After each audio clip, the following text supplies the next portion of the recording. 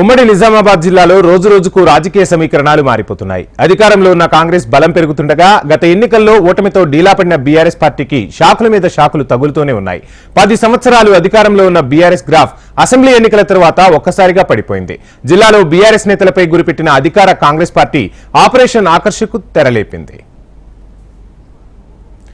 మొన్నటి ఎన్నికలతో అధికారంలోకి వచ్చిన కాంగ్రెస్ పార్టీ బీఆర్ఎస్ ఎమ్మెల్యేలను పార్టీలో చేర్చుకుని కేసీఆర్ ను దెబ్బతీసేలా ప్రణాళికలు రచిస్తోంది. ఇందుకోసం ముఖ్యమంత్రి పీసీసీ చీఫ్ రేవంత్ రెడ్డి దూకుడుగా వ్యవహరిస్తూ ఇప్పటికే 4 బీఆర్ఎస్ ఎమ్మెల్యేలు హస్తంగూటిలోకి చేర్చుకున్నారు. మరికొంతమంది ఎమ్మెల్యేలు కాంగ్రెస్ పార్టీతో టచ్ లో ఉన్నట్లు కూడా జోరుగా ప్రచారం జరుగుతోంది. ఉత్తర తెలంగాణ జిల్లాలో పట్టు సాధించేందుకు సీఎం రేవంత్ రెడ్డి లక్ష్యంగా పెట్టుకున్నట్లు కనిపిస్తోంది. దీంట్లో భాగంగా ఉమ్మడి నిజామాబాద్ జిల్లాపై రేవంత్ రెడ్డి దృష్టి సారించారనే టాక్ పొలిటికల్ సర్కిల్స్ లో వినిపిస్తోంది. ఇక ఉమ్మడి నిజామాబాద్ జిల్లాలోని 9 అసెంబ్లీ నియోజకవర్గాల్లో 4 నియోజకవర్గాల్లో కాంగ్రెస్ పార్టీ అభ్యర్థులు గెలిచారు. బాన్సువాడలో మాజీ స్పీకర్ పోచారం శ్రీనివాసరెడ్డి, బాల్కొండలో మాజీ మంత్రి వేముల ప్రశాంత్ రెడ్డి గెలుపొందారు. ఇక 3 స్థానాల్లో కమలం పార్టీ విజయకేతనాన్ని ఎగరవేసింది. కామారెడ్డి నుంచి కేసీఆర్ పోటీ చేసి ఘోరమిగా ఓటమి చవిచూశారు. నిజామాబాద్ అర్బన్ నియోజకవర్గం నుంచి బిగాల గణేష్ గుప్తా, నిజామాబాద్ రూరల్ నియోజకవర్గం నుంచి బాజిరెడ్డి గోవర్ధన్, బోధన్ నుంచి షకీల్, ఎల్లారెడ్డిలో సురేందర్, జుక్కల్ నుంచి హనుమంత్ షిండే పోటీ చేసి ఓడిపోయారు.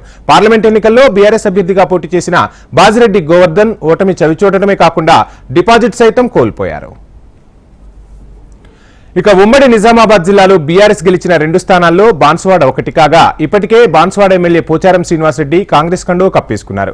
బాల్కొండ ఎమ్మెల్యే వేముల ప్రశాంత్ రెడ్డి ఒక్కరే బీఆర్ఎస్ నుంచి ప్రాతినిధ్యం వహిస్తున్నారు.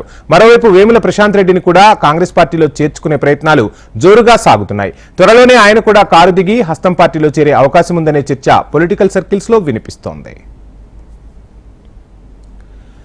తాను పార్టీ మారనని ఎక్కడా ప్రకటన చేయలేదు ప్రశాంత్ రెడ్డి. ఒకవేళ ఆయన కూడా పార్టీ మారితే ఉమ్మడి నిజామాబాద్ జిల్లాలో బీఆర్ఎస్ నుంచి ఒక్క ఎమ్మెల్యే కూడా ఉండరని అంటున్నారు. ఖమ్మం జిల్లాలో లాగే ఇక్కడ బీఆర్ఎస్ పార్టీని జీరో చేసేందుకు Telangana PCC chief CM Revanth Reddy భారీ స్కెచ్ వేశారని పార్టీ నేతలు చర్చించుకుంటున్నారు.